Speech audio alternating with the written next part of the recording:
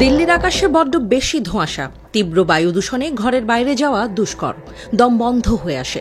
মাঝে মধ্যেই তাই বাসিন্দাদের ঘরের বাইরে না যাওয়ার পরামর্শ দেয় দিল্লি প্রশাসন। গণ অভ্যুত্থানে বাংলাদেশ ছেড়ে দিল্লিতে পালানো শেখ হাসিনার জন্য হয়তো সেটাই ভালো। ঘর থেকে বের না হওয়ার বিষয়ে একটা অজুহাত তো তিনি দাঁড় করাতে পারেন।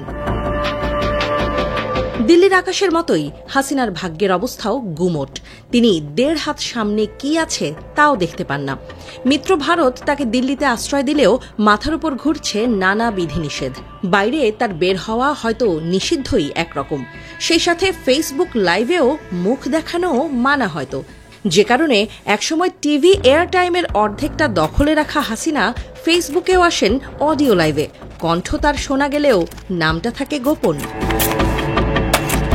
নেত্রী বলে একসময় যারা মুখে ফেনা তুলত, তারা এখন হাসিনাকে এড়িয়ে চলছেন। তার সব সুবিধা নেওয়া ব্যক্তিটিও আদালতে দাঁড়িয়ে বলেন, হাসিনার ওয়াসওয়াসায় তারা ভুল করেছেন, আর কখনো আওয়ামী লীগই করবেন না।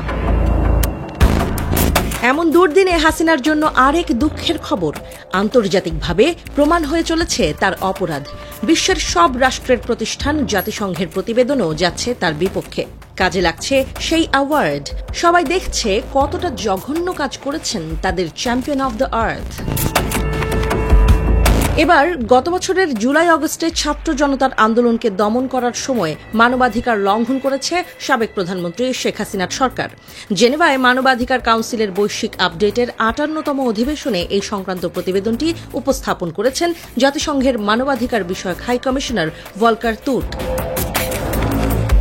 ভলকার তুর্ক জানান, গত বছরের সহিংসতার কারণে বাংলাদেশ কঠিন সময় পার করেছে।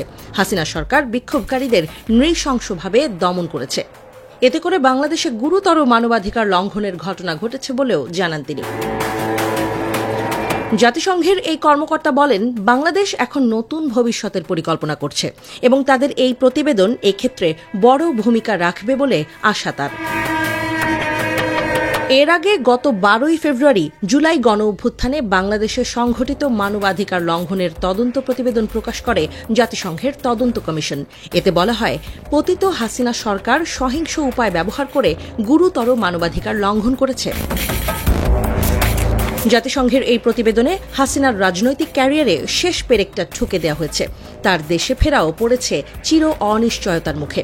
এবার হাসিনাকে তাই যেতে হবে হাসি না মুড়ে। হুমায়ুন আহমেদের সেই নাটকের সংলাপ এবার আপার মুখেও শোনা যেতে পারে, আমার সামনে হাসবা না, আমি হাসি পছন্দ করি না, হাসি বন্ধ।